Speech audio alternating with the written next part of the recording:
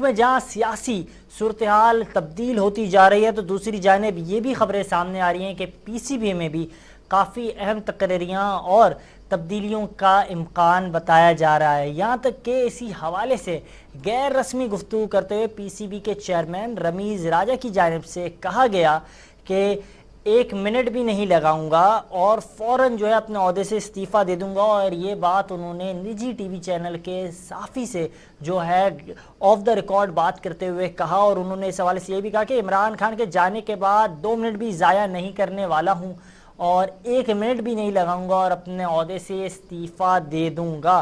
साथ ही साथ उन्होंने ये भी कहा और अपने साथियों से इस हवाले से मशवरा भी किया है कि अलग होने का जो है, क्योंकि अपना ओहदा छोड़ने के हवाले से जो है साथियों से मशवरा भी कर चुके हैं और ज़हन भी बना चुके हैं, ये कहना है रमीज़ राजा का। साथ ही साथ दीगर खबरें भी सामने आ रही हैं और दीगर खबरें जो सामने आ रही हैं उसमें ये खबरें सामने आ रही हैं कि साबिक पीसीबी चेयरमैन नजम सेठी जो है वो एक बार फिर से पीसीबी के चेयरमैन के लिए मजबूत जो कैंडिडेट के तौर पर सामने आए हैं और वो एक लंबी इनिंग्स खेलने की जो है पूरी तैयारी कर चुके हैं। जबकि दीगर खबरें भी सामने आई हैं और अगर आपको बताएं रमीज़ राजा साहब के हवाले से, तो 21 सितंबर को चेयरमैन के ओहदे पर वो फायज हुए थे और इसके बाद जो है दीगर जो सरगर्मियां हैं बतौर चेयरमैन उन्होंने सर अंजाम दी थी। साथ ही साथ अगर आपको बताएं, क्योंकि जैसे ही रमीज़ राजा साहब आए तो न्यूजीलैंड के साथ एक जो है मैच होम कंडीशंस में खेला जाना था, जिसके बाद ये खबरें सामने आई कि उन्हें कोई थ्रेड्स हैं, कोई ख़तरात हैं, जिसके बाद उन्होंने अपना दौरा जो है पोस्टपोन कर दिया और ताहाल अभी तक वो दौरा तो नहीं हो सका है। लेकिन इसके फ़ौरन बाद हमने देखा कि पाकिस्तान में जो है क्रिकेट का एक नया सिलसिला शुरू हो गया था। ताहम इस सिलसिले में हमें ज्वाइन किया है ज़ुबैर नज़ीर साहब ने, सीनियर स्पोर्ट जर्नलिस्ट है। सर बहुत शुक्रिया आपके कीमती वक्त का, welcome to the show sir. जी आपका भी शुक्रिया दावत देने का। सर इस हवाले से खबरें सामने आ रही हैं जहां मुल्क की सियासी सूरत हाल में अचानक से तब्दीलियां देखने में आई हैं, तो दूसरी जानिब ये भी खबरें सामने आ रही हैं कि पीसीबी में आला सतह पर तब्दीलियों का इम्कान बताया जा रहा है। जबकि ये खबर भी सामने आई है कि साबिक चेयरमैन पीसीबी एक मजबूत कैंडिडेट के तौर पर सामने आ रहे हैं। जी आपने दुरुस्त कहा, लेकिन एक मैं बात वादे करता रहूं क्योंकि हमारा मौजू सियासत नहीं है। बिल्कुल। लेकिन ये जो तब्दीली की बात की आपने, ये अचानक तब्दीली नहीं, तब्दीली का तो सिलसिला काफी अरसे से चल रहा था और वो तब्दीली आई गई और इख्तिदार जो है राय के मियां शहबाज शरीफ के हवाले कर दिया गया।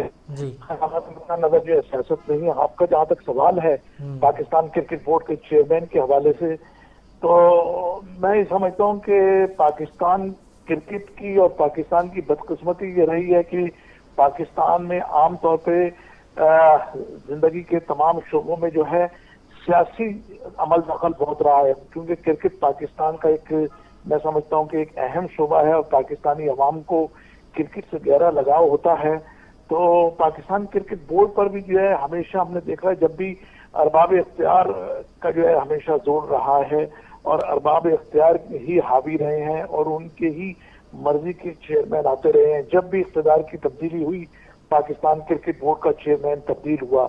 ये कोई नया मौका नहीं होगा कि अगर इख्तियार की तब्दीली हुई है तो पाकिस्तान क्रिकेट बोर्ड का चेयरमैन तब्दील हो जाए।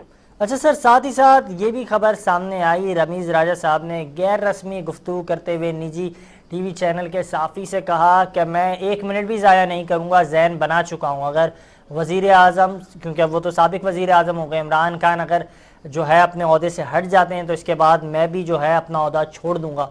अब इमरान खान तो अपने ओहदे पे नहीं रहे, तो वज़ीर अब जो रमीज़ राजा साहब हैं क्या वो कितने दिन तक अपने ओहदे पर रहेंगे? इस हवाले से कुछ खबरें आपके पास हैं?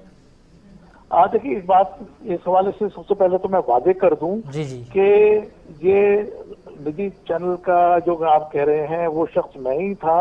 पाकिस्तान का जो है पाकिस्तान और ऑस्ट्रेलिया के दरमियान जब कराची में नेशनल स्टेडियम में टेस्ट मैच खेला जा रहा था तो इस दौरान जो है चंद हमारे साथी दोस्तों ने जो है उन्हीं की ख्वाहिश के ऊपर, रमीज़ राजा की ख्वाहिश के ऊपर जो है मुलाकात की थी और कमेटी रूम में ये मुलाकात हुई थी। तो उस मौके पर क्योंकि मुख्तलिफ अमूर पर बातचीत हो रही थी तो मैंने ये सवाल किया था और रमीज से मैंने कहा भी था कि अगर आप मुनासिब समझे तो ऑफ द रिकॉर्ड या फिर ऑन द रिकॉर्ड ये बात बताएं कि इख्तियार की तब्दीली की सूरत में आपका रद्द अमल क्या होगा। तो पहले तो वो मुस्कुराए, उसके बाद कहने लगे यार मैं तो 1 मिनट नहीं लगाऊंगा, और सेकंड फ्लोर पर बैठे हुए थे, कमेटी रूम सेकंड फ्लोर पर है, तो उन्होंने ऊपर की तरफ इशारा किया क्योंकि ऊपर जो ये आपका कमेंटेटर रूम है और मीडिया सेंटर है, तो उन्होंने कहा, मैं कमेंटेटर सेंटर की तरफ इशारा करते हुए उन्होंने कहा कि मैं वहां चला जाऊंगा। तो उन्होंने कहा कि जाहिर है कि मैं जो इमरान खान के कहने के ऊपर आया हूं और इमरान खान के इख्तियार में रहने के बाद मेरा कोई जवाब नहीं होगा कि मैं जो है इस वजह से चिमटा रहूं।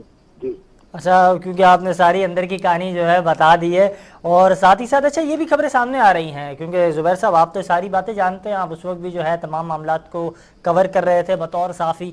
तो सर ये बताइएगा कि एक मजबूत कैंडिडेट के तौर पर नजम सेठी साहब का नाम वापस से सामने आ रहा है। हमने भी जो है रब्ता करने की कोशिश की, ताहाल उनकी जानिब से इस वक्त कोई जवाब नहीं दिया गया।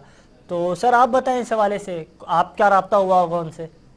देखिए, मैं आपको बताऊं कि दायरे के रमीज राजा का जाना तो ठहरा है, लेकिन एक चीज मेरे यानी इल्म में ये आ रही है बात कि क्योंकि दायरा है कि रमीज राजा, देखिए जहाँ तक रमीज राजा के हवाले से है, वो मैंने उनको एक अच्छा क्रिकेटर होने के साथ साथ जो है पाकिस्तान के साथ मुखलिस पाया है। ठीक है, वो सियासी बुनियादों के ऊपर इमरान खान के कहने के ऊपर आए थे और कमेंट्री छोड़कर, और बल्कि एक हैंडसम सैलरी छोड़कर जो वो पाकिस्तान क्रिकेट बोर्ड के चेयरमैन बने थे, और उन्होंने ये देखने की बात नहीं कि उन्होंने तनख्वाह भी नहीं ली थी। 13 सितंबर को, अगर याद हो आपको, 13 सितंबर 2021 को बोर्ड ऑफ गवर्नर्स के खुसूसी इजलास में मुकाबला मुंतखब हुए थे, लेकिन उसके बाद उन्होंने कहा था कि मैं तनख्वाह नहीं दूंगा, जो कि तनख्वाह सिर्फ तनख्वाह जो है 20 लाख रुपए माना बनती है। तो ये उनका पाकिस्तान के लिए और अपनी कौम के लिए एक बहुत बड़ा, मैं समझता हूँ कि उन्होंने ये कुर्बानी दी थी, वरना इतने पैसे कौन छोड़ता है। लेकिन बहरहाल मैं जहाँ तक मैंने ऑब्जर्व किया था रमीज राजा को मैंने पाकिस्तान क्रिकेट के हवाले से बहुत ही मुखलिस पाया था। खासतौर पर उनको तो मैच फिक्सर के मामले, अगर आपको याद हो, तो मैच फिक्सर के हवाले से तो बहुत बड़े मुखालिफ थे। यही वजह थी कि मोहम्मद आमिर ने नाउमीद होकर ये कह दिया था कि जब तक ये रमीज राजा जो है पाकिस्तान क्रिकेट बोर्ड के चेयरमैन होंगे मैं क्रिकेट नहीं खेलूंगा। अच्छा सर, साथ ही साथ ये खबरें भी सामने आ रही, क्योंकि आपने मोहम्मद आमिर का जिक्र किया, ये इस हवाले से ही बताइएगा, क्योंकि ये भी खबरें सामने आ रही हैं मोहम्मद आमिर जो है वो वापस से जो है क्रिकेट में उनकी वापसी के भी इम्कानात बताए जा रहे हैं। अच्छा, पहले तो आपके पहला सवाल था, उसका जवाब मैं मुकम्मल कर लूं।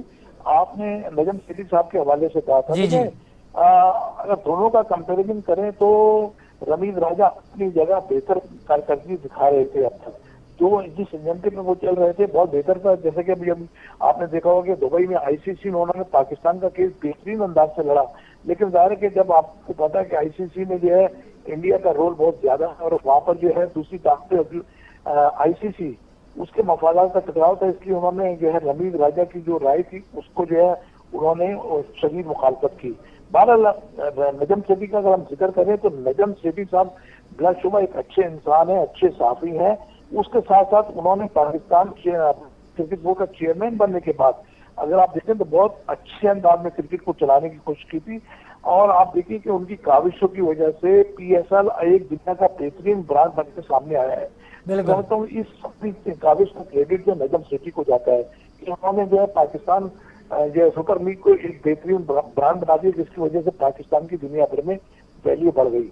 अब देखिए, पाकिस्तान क्रिकेट बोर्ड की अगर हम बात करें तो पाकिस्तान क्रिकेट बोर्ड का पैटर्न जो है वो वजीर आजम होता है।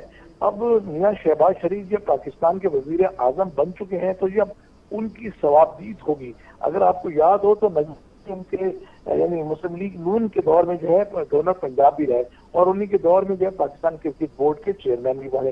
तो मैं ये समझता हूँ, दूसरी बात यह कि जका शरफ भी कोशिश कर रहे हैं, उनका ताल्लुक पाकिस्तान पीपल्स पार्टी के ग्रुप से है, लेकिन मैं समझता हूँ कि मियां शहबाज शरीफ जो है नजम सेठी ही फिर पाकिस्तान क्रिकेट बोर्ड का चेयरमैन बनाएंगे, और अगर नजम सेठी पाकिस्तान क्रिकेट बोर्ड का चेयरमैन बन जाते हैं तो पाकिस्तान क्रिकेट को जो है बहुत ही दुआम होगा, लेकिन ये आसान काम नहीं होगा। एक चीज और मैं बताता चलूं कि जब रमीज राजा आए थे तो उन्होंने बड़े खुले अल्फाज में कहा था कि मैं कांटों की सेक के ऊपर आया हूं और मैं आग पर चलूंगा, ये काम इतना आसान नहीं है।